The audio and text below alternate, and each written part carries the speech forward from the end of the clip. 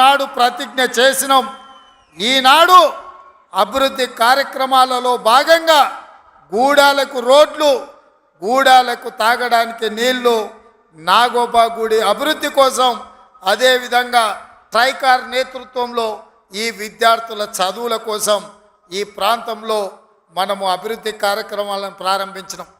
మిత్రులారా, ఆయల్లో నేను చెప్పిన ఇంద్రవెల్లి పర్యటన ఉందన్నప్పుడు కాంగ్రెస్ పార్టీ వాళ్ళే 1981లో ఈ ఆదివాసీ బిడ్డలను పొట్టన పెట్టుకున్నారు. ఏ ముఖం పెట్టుకొని కాంగ్రెస్ నాయకులు ఇంద్రవెల్లి దర్శించుకుంటారని కొంతమంది సన్నాసులు ప్రశ్నించారు. ఆనాడు నేను ఇదే గడ్డ మీద నుంచి క్షమాపణ చెప్పిన. ఉమ్మడి రాష్ట్రంలో సమైక్య పాలనలో సీమాంధ్ర పాలకులు తెలంగాణ బిడ్డలను, ఆదివాసీ బిడ్డలను, అడవి బిడ్డలను తుపాకీ తూటాలతో నేలకు వరుగుతుంటే, వాళ్ళ రక్తం చిందుతుంటే నిస్సహాయులమై సమైక్య పాలనలో చేతులు కట్టుకొని కూర్చున్నారు కొందరు. అది జరిగింది తప్పు. తప్పు జరిగినందుకు మన్నించండి.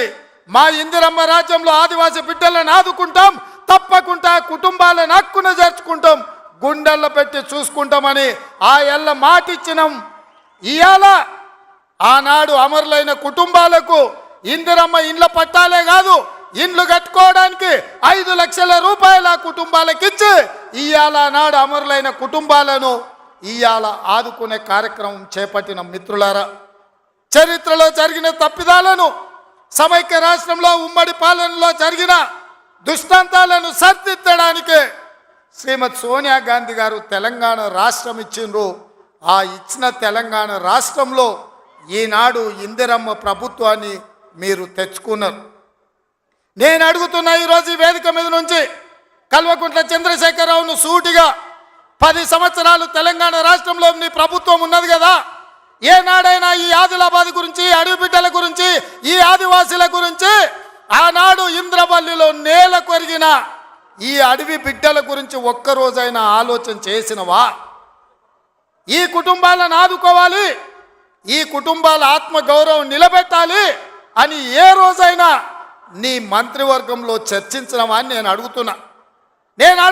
ఇవాళ నువ్వు, నీ కుటుంబము, నీ కొడుకు, నీ బిడ్డ, నీ అల్లుడు, నీ సుట్టపల్ల కోసమే తెలంగాణ రాష్ట్రం వచ్చిందా?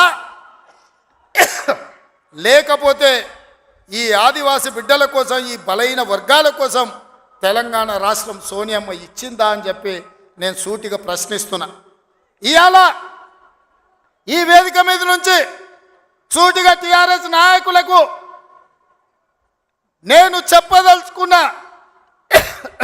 తెలంగాణ ప్రజలు 10 సంవత్సరాల మీ దుర్గమార్గమైన పాలనను, ఈ తెలంగాణ రాష్ట్రాన్ని చెరుకు తోటల్లో అడవి పందులు ఏ విధంగా అయితే విధ్వంసం చేస్తాయో, ఈ తెలంగాణ రాష్ట్రం మీద మీరు, మీ కుటుంబ సభ్యులు, మీ పార్టీలు పడి దోసుక తిని కొల్లగొట్టి విధ్వంసం చేసి ఈ తెలంగాణ రాష్ట్రాన్ని విధ్వంస రాష్ట్రంగా మాకు అప్పజెప్పినరు.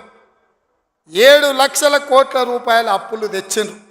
మరి 7 లక్షల కోట్ల రూపాయల అప్పులు తెచ్చిన మీరు ఆనాడు మేము కట్టిన కడెం ప్రాజెక్టు కూలిపోతుంటే మరమ్మతులు చేసిండ్రా? ఈ ప్రాంతంలో సదర్మాటు ప్రాజెక్టు కట్టాలి అని అంటే సదర్మాటుకి ఏమన్నా నిధులు ఇచ్చిండ్రా? ఈ ప్రాంతంలో అడవి బిడ్డలుండే గూడాలకు రోడ్లైనా వేసిండ్రా? ఈ అడవి బిడ్డలకు మిషన్ భగీరథ పేరు మీద 40,000 కోట్ల రూపాయలు దోసుక తిన్నారు. తాగడానికి మంచినీళ్ళు ఇచ్చిండ్రా?